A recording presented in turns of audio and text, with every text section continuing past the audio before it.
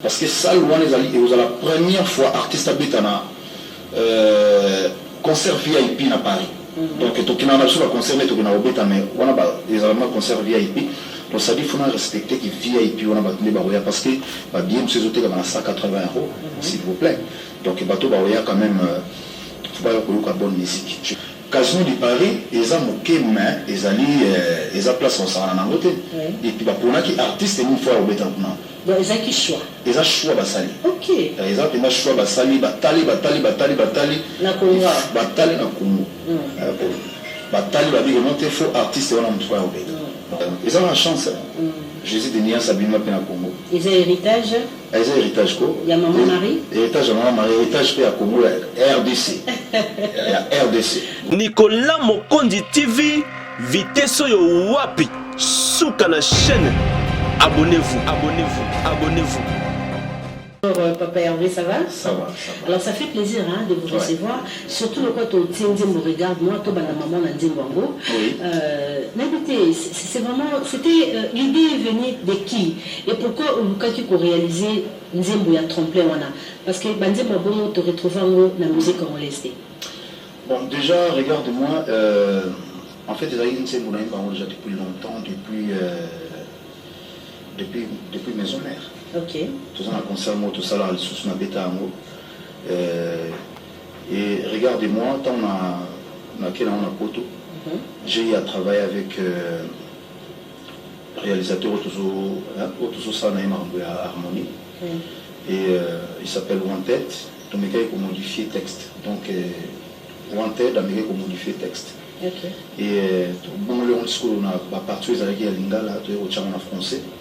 Et puis ça regardez-moi avec réalisation, il y a réalisateur, il y a Thierry, il y a Céline Dion, Thierry Verne, de réaliser le clip pour un an.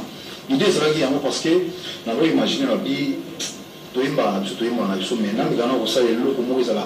a ma musique na biso. Donc il y a un linga qui n'a naturellement apprendre. Un jour, ils ont la parce que la musique opéra, la musique écriture, ce n'est pas facile. Il y a artistes à la rumba, bongo beta, parce que il y a changement de musique, changement et à voix. Alors c'était une réponse à tous ces gens-là qui disaient que non, faire est incapable de m'amour. En fait, ils ont la capacité à chant, à artiste, parce que ils ont ceux qui ont la capacité à retenir la banzera parce que la musique est sans frontières en fait. Les musiques sont sans frontières, donc ils ont la capacité à côté où ils ont pensé que l'artiste est comme là à MP. Donc voilà, et puis mis à part ça, tout ça, nous avons le style quand style on a regardé moi le style zali où ils appellent marambo sur tout ça là. On a mon bébé parce que clip on a écouté. Donc, on continue pour ça, on va clip à 50 000 €. En tout cas, vraiment, tout ça, on va clip à qualité, je pense, il faut tout ça à la mesure. Parce qu'une fois, on a ça, la clip, critiquer fort, je pense, bon, on a autant de clip pour présenter mon amour. Oui. La clip est à qualité, mais on a le bain, bon, le reste, on a ça, on a encore, il y a tout le monde, ça en sorte vraiment côté qualité à clip, le côté on a la blague. Très bien. Alors, actuellement, situation sanitaire, n'était fait rigoler et n'est qu'un peu handicapé par projet na yo ya musique, parce que nous sommes stoppés à Kinshasa. Oui, donc ils ont la monté. Donc, presque bisonné sur l'artiste, mais les 30 ans au bêta. Les 30 ans au bêta. Mais est-ce qu'on bête parce que pour lui respecter les gestes barrières de Vananda? Les 30 au bêta, en fait, ils ont la concert public. Ils ont la concert, première fois, il y a un concert et après, mais les 30 autres au bêta, et au bêta,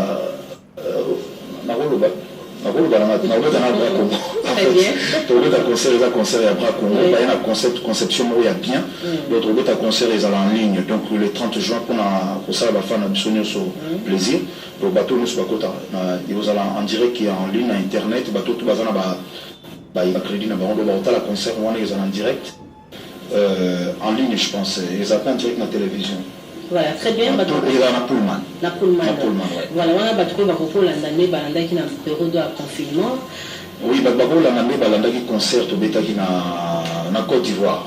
Alors, ils ont un sponsor Moko, ils ont en direct. Donc bon, on peut passer une initiative, on a conseillé dans le monde, mais aux en direct, mais on a parlé, mais ça fait que moi au côté pour tout respecter la gestion. Alors faire rigolo l'actualité non plus ils a projet na ya musique parce qu'actuellement tu bazo ya mingi makambo ya 2 albums Dynastie na Harmonie, ce sont des projets où ils ont vraiment tu éviter aux ana motu ndeto ba motu surtout na Kambotali Dynastie. Est-ce que c'est facile pour réunir ba minayo banser à Wenge? En tout cas, franchement, les a facilité. Les a facilité. Bon, pour tout les banni bisous nous sommes tous là. Donc, tout les banni ba caractère, na ibi bandi golanga, tunatumenye zalaka. En fait, na présenté un projet et puis malembe, tout le monde repousse na moi malembe. Il y a un moment, on a toujours que nous sommes là au Lobezate, vous n'êtes pas dans la télévision. Et tant on a comme banni qu'on s'est réalisé et on a déjà travaillé avec presque tous mes collègues. Nous on a bisous aux collègues, en fait il est la bisous l'équipe, on a bien collaboration avec l'équipe tellement bien et tout ce qu'il y a je pense après l'émission on travaille na babi na bailo normalement faut aller manger le lobby et on a travaillé avec tout le monde. C'était pas facile parce que oui le lot tant ça la projet boyemo va tomber à la moindre mingi et mais bon au moins chose un objectif et le rolling n'est la kaka on va tomber à la trop mais entre nous les collègues to yebi et reste ma biso tout yebi que non et le tout ça là et ils en attaquent donc les biso nous stoyebi na biso mais on continue ça là kozolo bato wana ba attaquer bino faire rigola un bon projet ils a parce que vous avez jeune beaucoup c'est goût surtout tant vous avez la maison mère vous faire rêver d'artistes belé un grand projet comme ça mais habiter banane dans un local projet moi tout le monde sur la télévision ça qui est la TV mais bon ça qui vraiment moins difficile au dit ceux qui au fond les taux écouteux font les taux écouteux au lieu kabou tant sur on a payé que non next now ba Massana Lacoste. Des fois, on a rien à la télévision, tu vois, mais Lacoste, je l'ai appelé quand même Nabengaki, Nabengaki Massa Neni. Alors, témoin, il y a quand on a poto dans sa bouille, bon.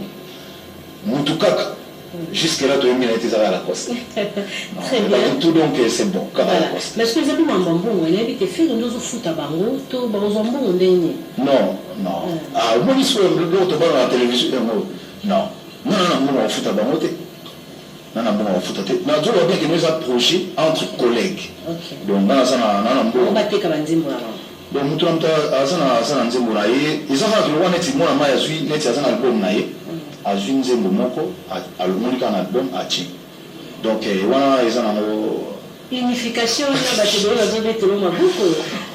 ça montre que Congo te donne un papa Hervé à Pambaté, mais papa social. Papa social, ok. Et si nous avons un bêtise, on a projet, mais si nous avons poser des questions, surtout l'absence, il y a moi Batubélé, mais la monnaie est boalotin pour Yimba, au confirmant le marche est boalotin, faire un gars bengi et tout est boalotin bengi. Non, on a benga qui est boa, on a benga qui est. Na benga qui na epsele qui na ande mutoko iko ça na benga qui et na contacté ke boalotin et puis na invité le fois AP oyemba ya moni projet oyo pour les gars na télévision faut mon remettre à ma bac donc alors on a félicité de partout bah que on a félicité même place au Vanda qui n'aura pas félicité qui a le surtout nous vous avez dirigé Baninga Manzaki, chef de la maison mère, et vous avez aidé en tant que chef, félicitations. Merci. Très bien. Alors, avant qu'il y ait un dossier, on va retrouver Ferregola avec ses amis, la studio. Comment est-ce que vous forgez cet album Harmonie? Oui. Très bien, monsieur. Alors, je salue Alain Sekemonio Albumbashi, Eric Binda, merci beaucoup. Alain Sekemonio. Alain Sekemonio, c'est mon ami.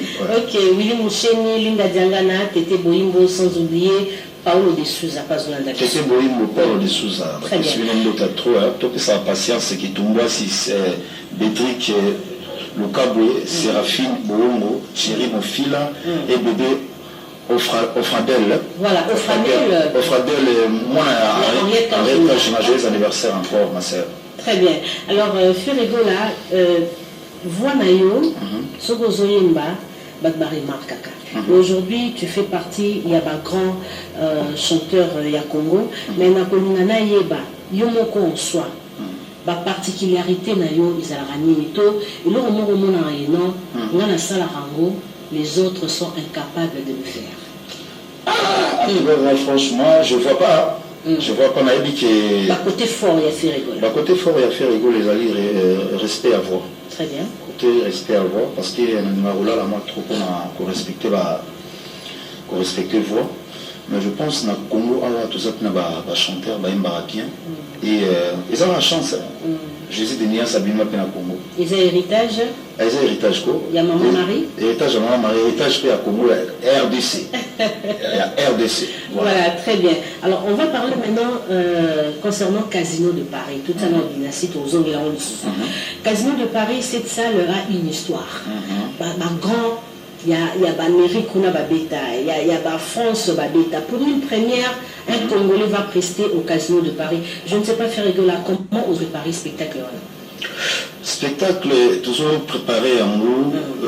Déjà, dans une émission à collègue, Harmonie nous a déjà sur le terrain et Dynastie nous a déjà. Donc, tout le monde a na Casino de Paris ba wa faire azoyi na banzimo ba français azoyi na banzimo mo bangai na kati mo ba rumba ya dynastie pe aux alentours toujours préparons comment sorte to beta clip na ça na une symphonique na sali na obeta pe na bango donc na zana côté musu na beta na orchestre symphonique ya na ba mindelo na beta na bango na oza pe na bango et côté mususu to beta na ba style belé to ba style moi ébélé parce que ça loin les alliés et vous la première fois artiste beta na concert VIP na Paris donc to kina na sur la concert to na beta mais on a ba les allemands concert VIP donc ça dit faut respecter que VIP on a ba les baroya parce que ba bien ces hôtels à 180 € s'il vous plaît donc bateau baroya quand même faut pas que la bonne musique je pense que vous avez un pas historique dans l'hôtel.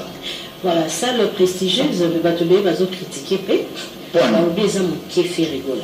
Ah voilà. En fait, le projet dans la carte va être démonté. Le projet dans la carte va être démonté. Avant de nous mettre à Zénith, je pense qu'on avait commencé d'abord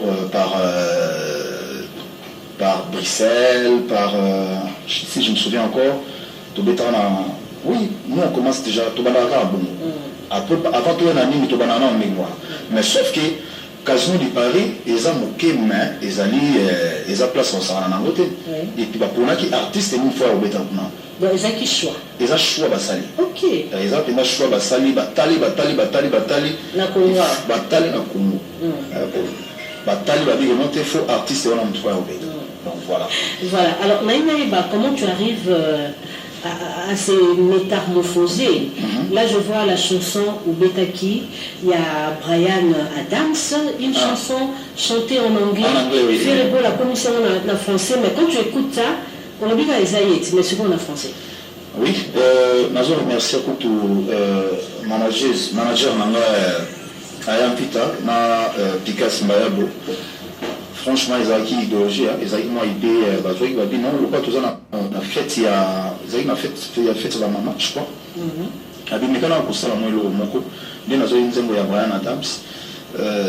J'adore cette chanson. Bon, pour eux, adorer, mais j'aime cette chanson depuis mon enfance. Et donc, Nalina Rabamo tellement.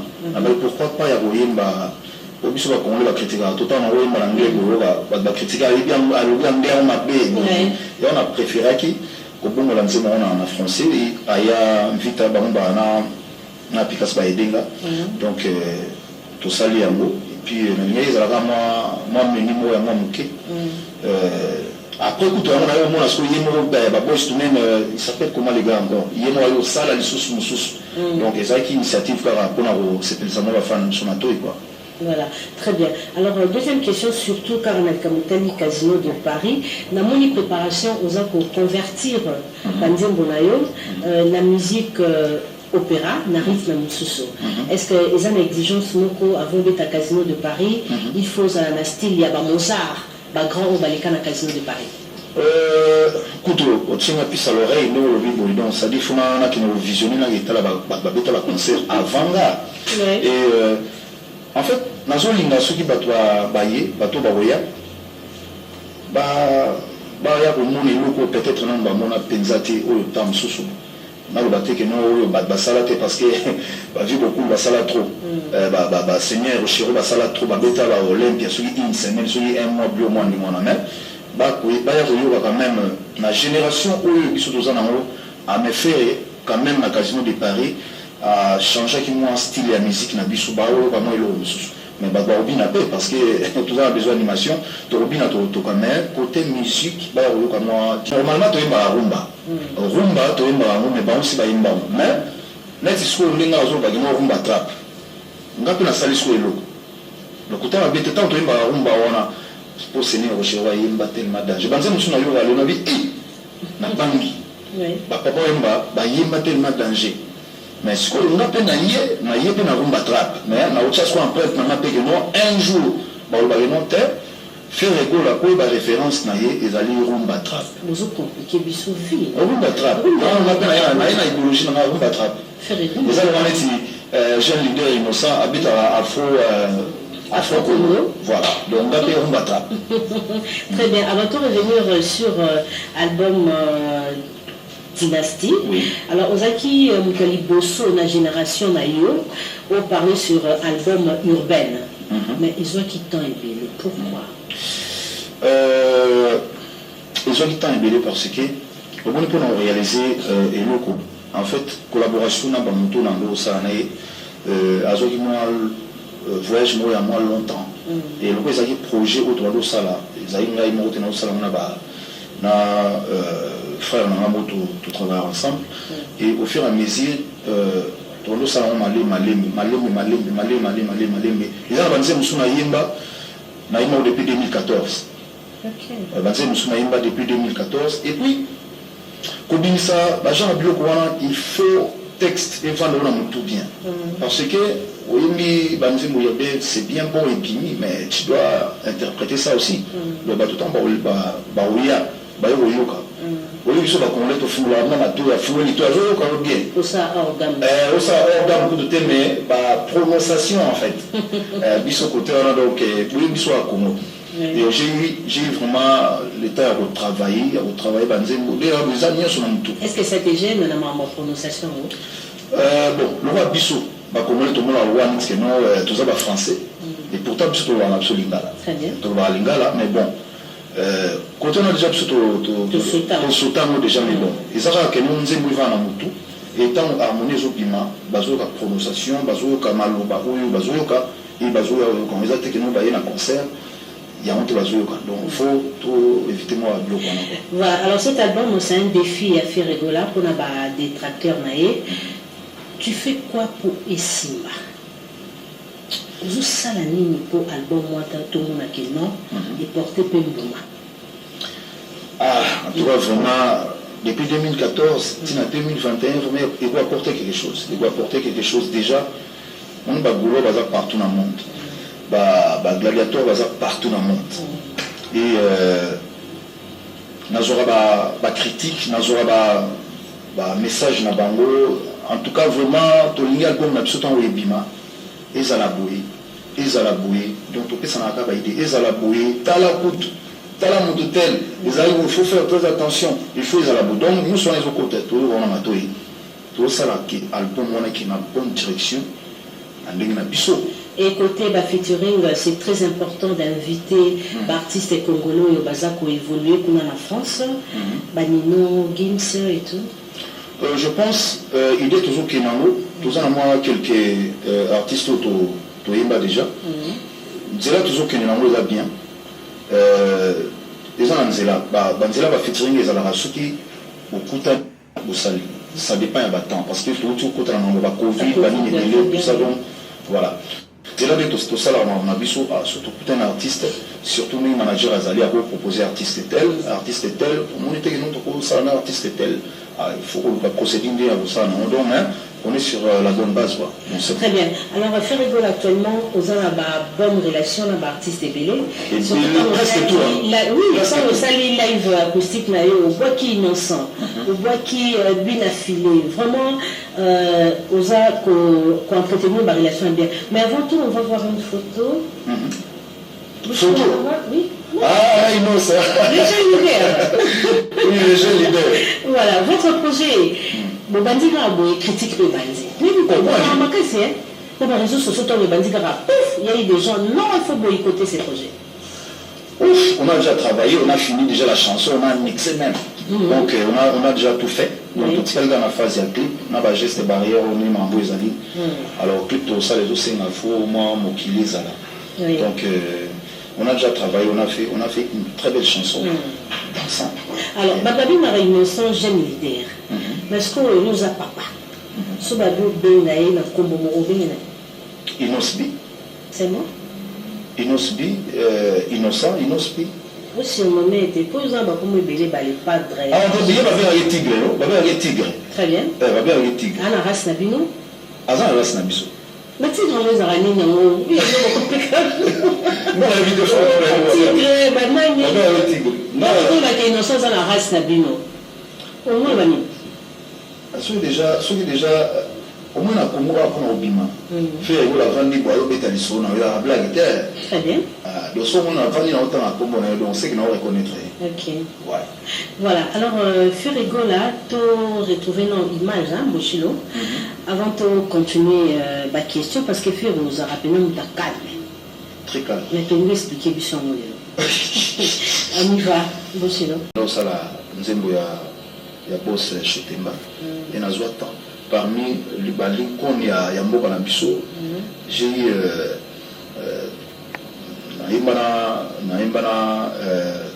Naimba déjà vu beaucoup. Moi, je suis allé pas la mise à honneur, les lots, dans ce temps, là, tous les lots, malgré tout, mais dans ce temps, il y a beaucoup d'empreintes. On a obima avant, nous avons des blagues. Donc, pendant les années, ils ont fier, on a papa Lutumba à commencer. Et puis, papa Lutumba comme il a lancé mon moko.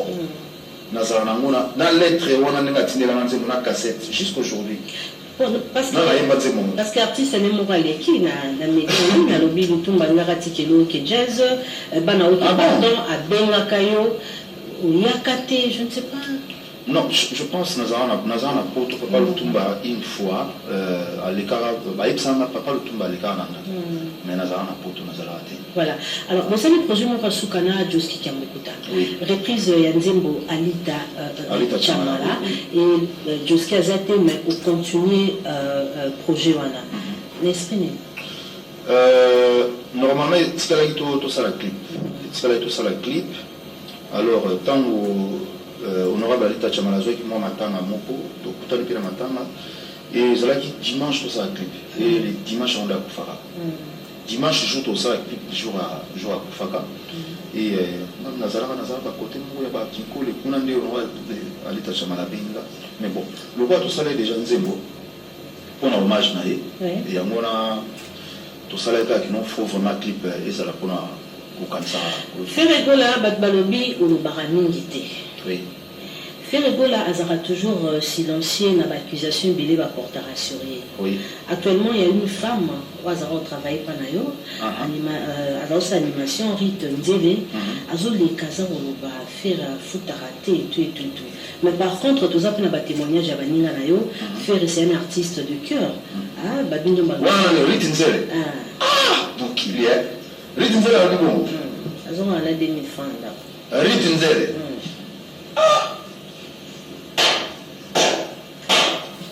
En tout cas. En tout cas. Alors, Ferrigola, bravo. Mais il faut le barra quand même, parce que c'est la personne de Ferrigola. Hein? Et puis, il a justifié le roman que Ferrigola, qui est trop silencieux dans les réseaux sociaux, mais actuellement, aux à présent. Actualité à Ferrigola et Tanguy Masolo.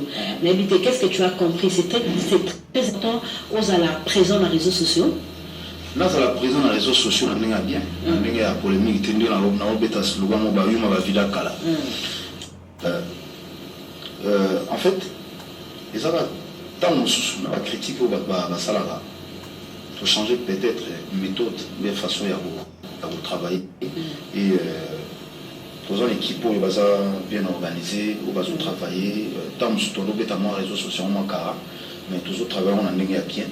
Pour la visibilité, la seule langue, il faut visibilité, c'est très important maintenant. Donc c'est important. Oui, d'accord. Alors, actuellement, vous avez un artiste patron. Oh là,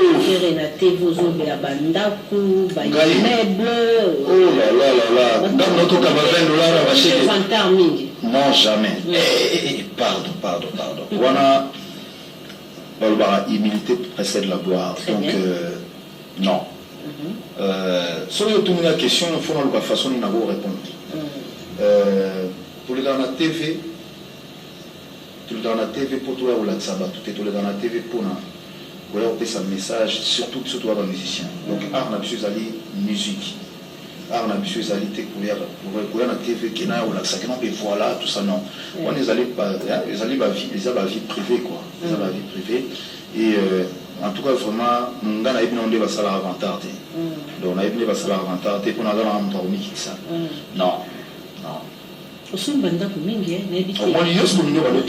mambo wa musique parce que toujours on a fait toujours yo kate Ferregola la génération na ya artistes ana ba immeuble ya moko te mibale alors mami tout ka ba $50,000 la génération na yo ozayi yo moko n'habité comment ça va ça mais lui le cas ba ozayi yo moko na génération na ah so na ngamo ça va non mais il y a du batu subana oyo zana non hein na kisasa te baza na bali tozana ba vie tsuri ba melama ba vie na mukulu ba melama ya génération ba génération ba vie ba melama o comprend a génération na ngai a génération na surtout ba débrouiller toujours débrouiller na biso toujours belé toujours débrouiller mais l'équipe toi ba débrouiller pour la batu je ne confirme pas a biso toi ba débrouiller biso débrouiller moi ba yuma ba vida kala.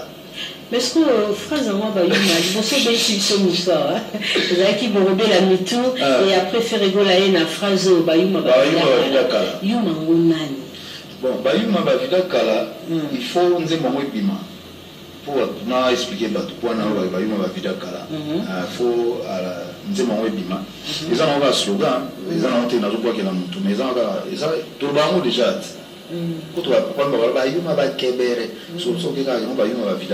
très bien.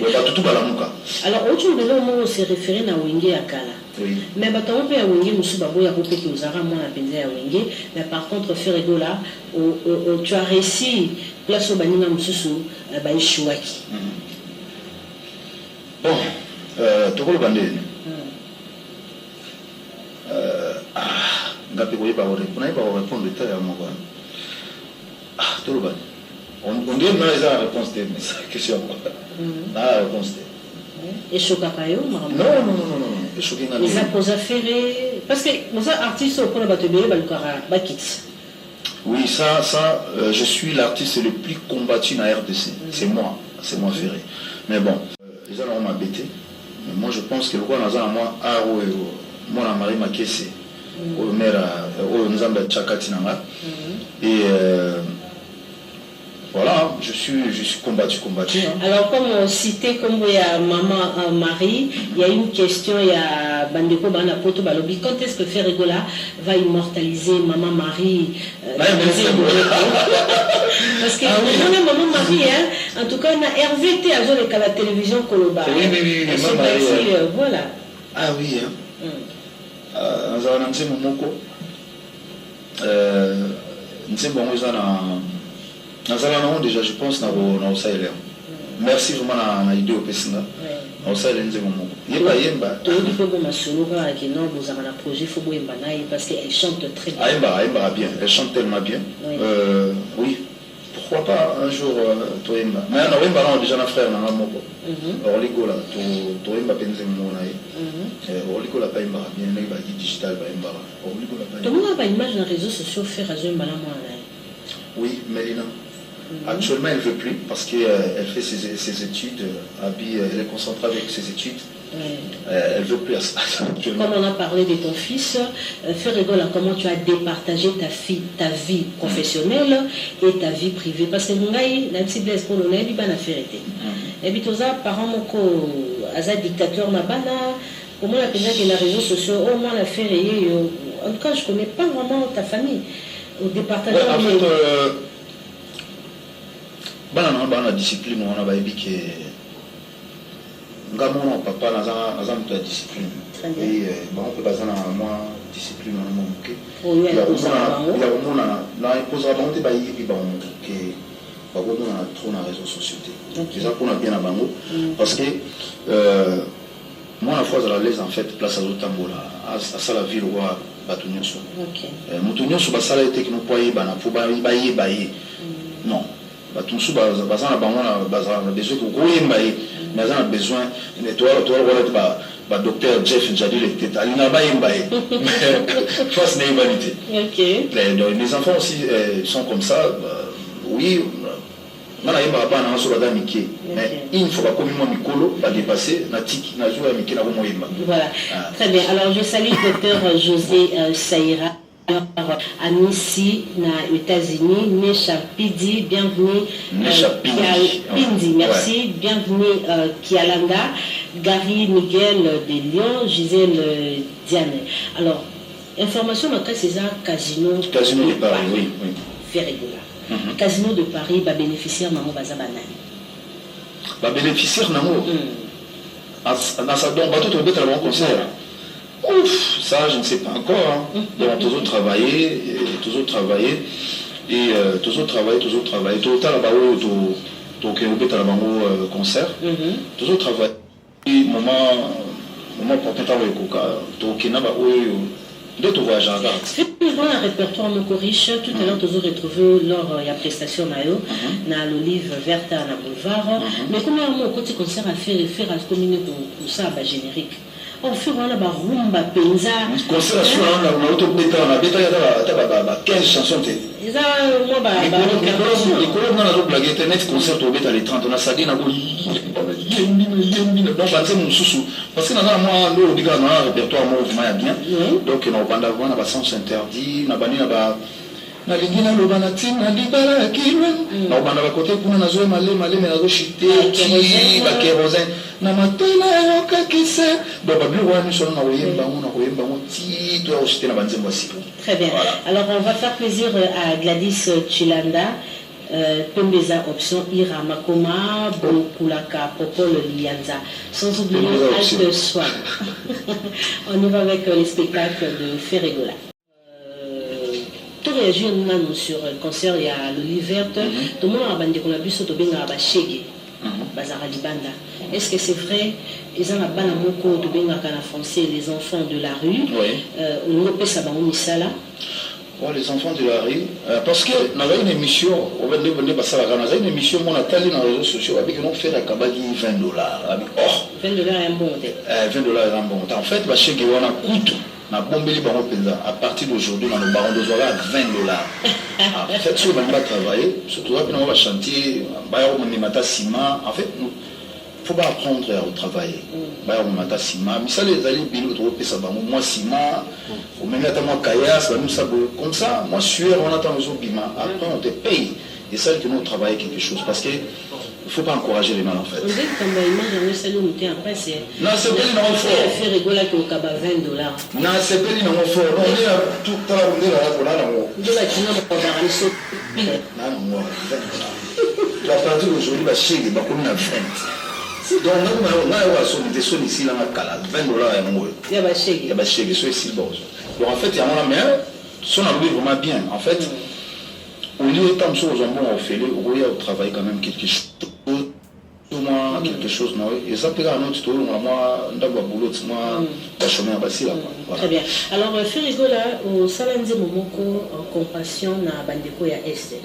Actuellement, on a un projet Moko inédit, un projet où il y a évité et Moutiwapi, national, debout,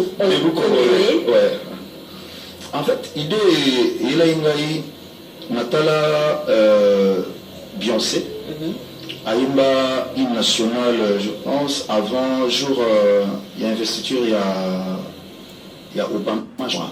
Ouais. Idée, on a attendu la mélabosa nango. Après, au son de là, on a dit, ah, artiste américain, moi, ça, ça, on a dit, oh, mais le roi, tout ça, va congolais.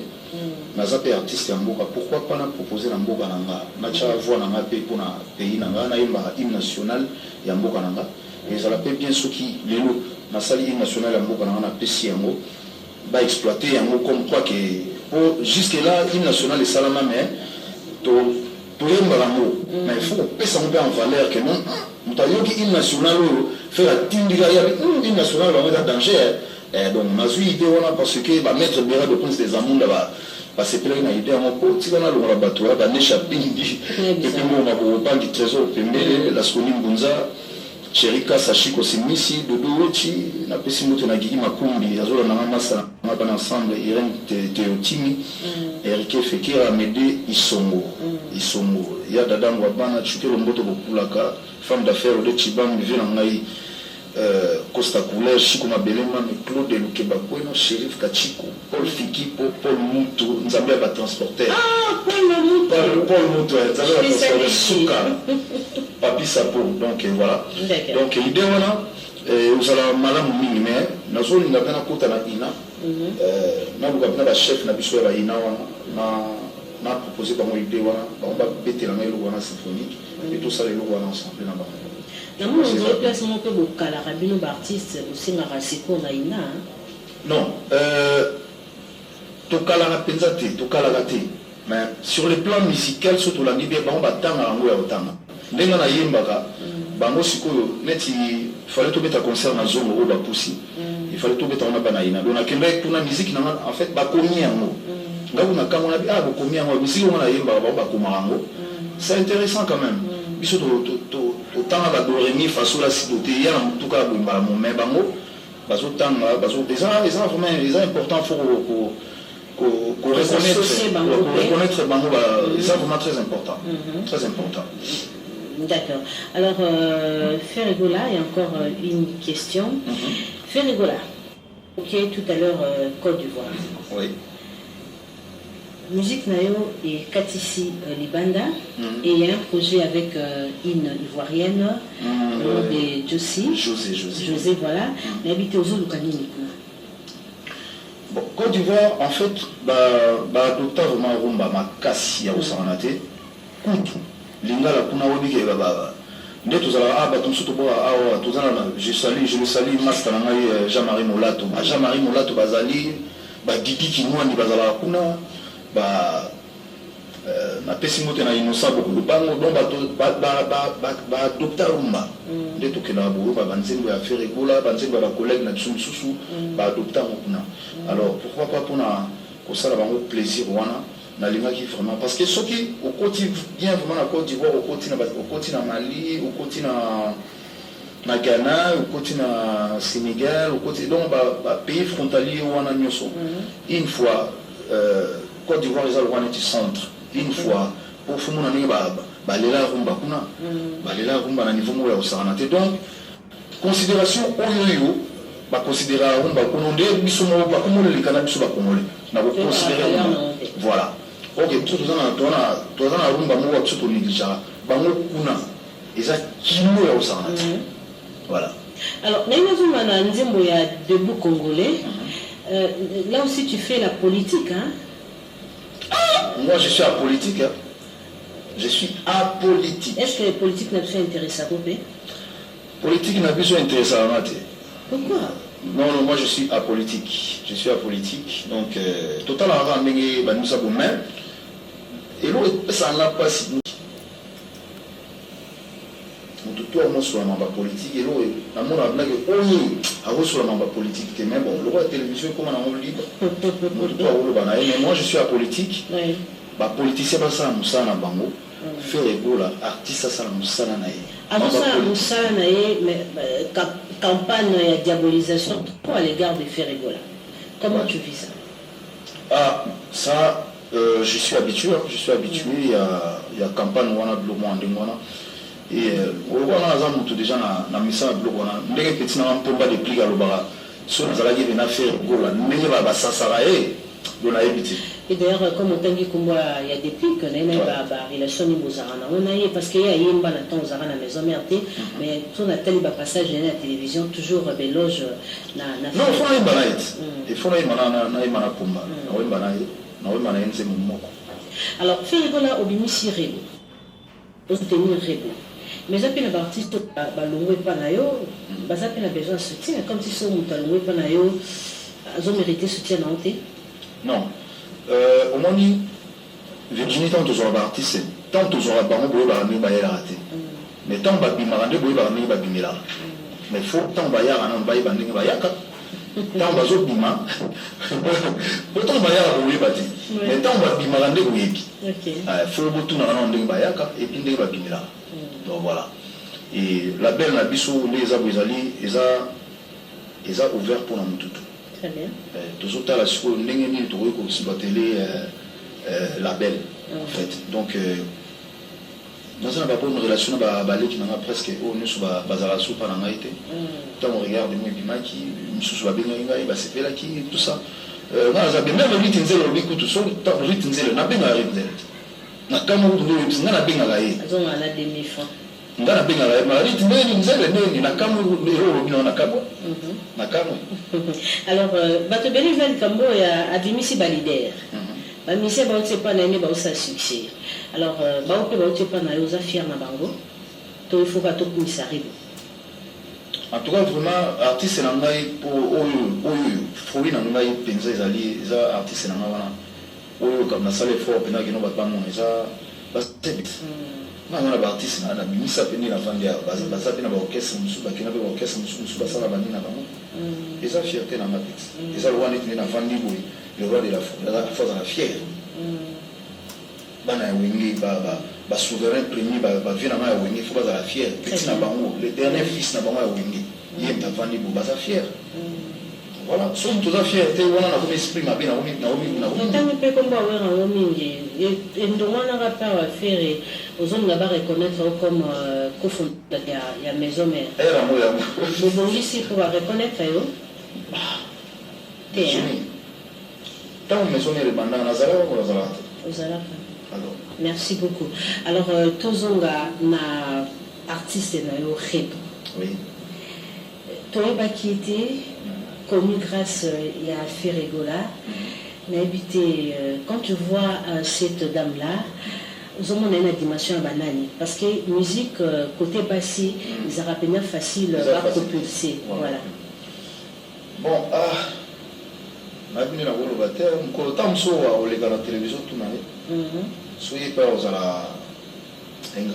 mais vous l'avez répété, hein, gratitude en gros d'un artiste, parce que vous avez accueilli, vous m'avez mais après vous avez toujours continuer à recruter. Vous aurez mesure pour ceux qui ont l'accusation morotée. Non, pour l'autre, tout ça, je pense, tout les bâtons, parce que dans la belle nation des aboués, tout ça déjà, tout ça, il y a 4 personnes, toujours préparées. Bien, il faut s'abonner. S'abonner, tout ça déjà deux filles, 2 garçons, toujours préparés dans la musique, on doit savoir que musique, ils ont une gratitude en fait. Okay. Donc ils ont une gratitude. Et dans la télévision, ceux qui ont un message à bien. Alors, nous les artistes, on est des ingrats. Très bien. Alors, côté message, à part Casino de Paris, c'est un grand rendez-vous pour le un rendez-vous, il y a histoire. Histoire parce que, en fait, concert, on doit travailler dans la scène. Dans la scène, bateau, on va filmer concert. Et dans le concert, tout petit concert, ils ont vraiment vidéo. Ferrigola. 180 €. 180 € bien. Wow. Oui. Ça montre la force. Ouais. Et bien donc, comme on va laisser tourner, ils ont déjà guichet fermé en fait. Et c'était qui? Oui, tout ça déjà. Depuis, ils ont déjà guichet fermé. Est-ce que c'est vrai avant Casino de Paris, ils ont tourné Moussous? Avant Casino de Paris, ils ont tourné mon mois privé. Avant Casino de Paris, ils ont tourné mon les a privé. Et les 5 ans, ils ont les 4, pardon, nous avons un concert concert sans public à Paris. Et ça, il y a un sans public, mais il y a tout sur Internet. Et puis les 5, nous avons à Nice, nous avons Monaco, et le moins, il y a les 5. Donc, mis à part ça, l'émission est là, Yannick Kayenga, Nikonka est le formateur des boss, Maman Jeanne Ndo, qui n'a pas Ali dans ma voix Mbote, Dadi Mavou Moulé, Ali Nostar, Yann Maïchimba. Il y a Thierry Gola, grand frère à Moto, Doudou Kamalango, Blanchard et tous, mon ami Charlie Lapage, double Toto Chibola, Maître Lando. Voilà, Thierry Gola, pour ça, vous avez Tawana ou Batbakoyate, l'invité pour bénéficier, il y a un sponsor derrière toi? Oui, il y a Awa ou bien Awa. Oui, sponsor de la Libra Congo. Ah, très bien. Libra Congo, nous avons sponsorisé le concert. Voilà, alors, dans la photo, parce que ça les a chernés. Ouais, à Porto, on a joué les 4 et ils ont concert en ligne en fait. Ils ont concert en ligne et il y a 180 €, il y a Casino de Paris à concert qui on a dit déjà que non.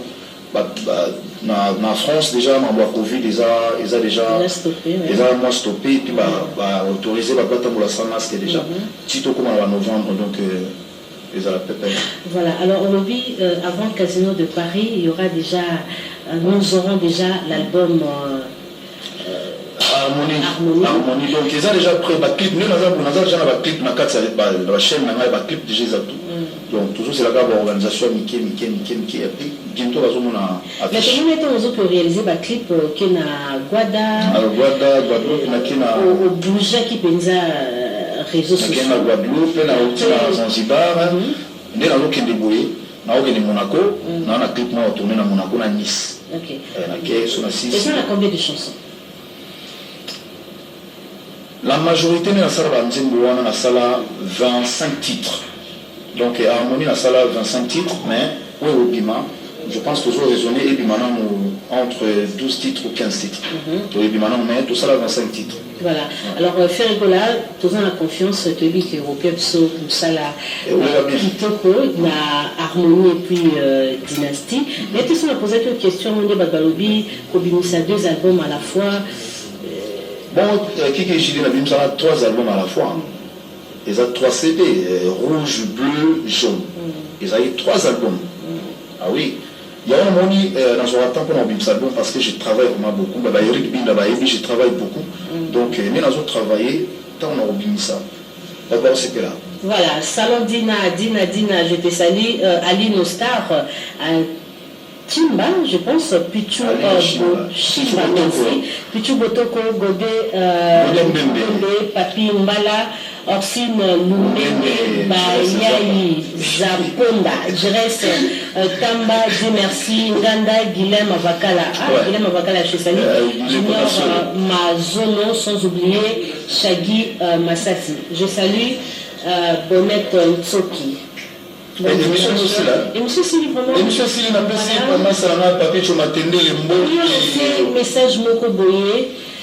Nabarti c'est tout parce que comment on a fait rigola, comment on a bourreau, on a concert il y a ça montre qu'il y a la paix dans la musique congolaise. Message Moro, il y a paix pour la biso congolais. En tout cas vraiment tant que tous ces artistes nous tournons patron na point naie nous tournons boss na point naie mais ils ont bêté à mon boy qu'on s'en a pour moi ils vraiment bien et concert à JBT ils allaient tellement kitoko c'était bien tout le monde a joyeux tout ça il a na kitosh bill ils allaient kitoko et balasima ba concert tant aux hommes na aux appels na yebu tout le monde a bêté là quand on a un concert ceux ils ont bêté on a je suis vraiment tes actes préférés je suis nous tous je suis Nyonso fait Obama Mungongo Très bien. Moi je suis vraiment ouvert. Merci beaucoup. Nous étions avec Ferrigola. Ça fait plaisir de vous recevoir Ferrigola. Alors nous allons vous retrouver le dimanche.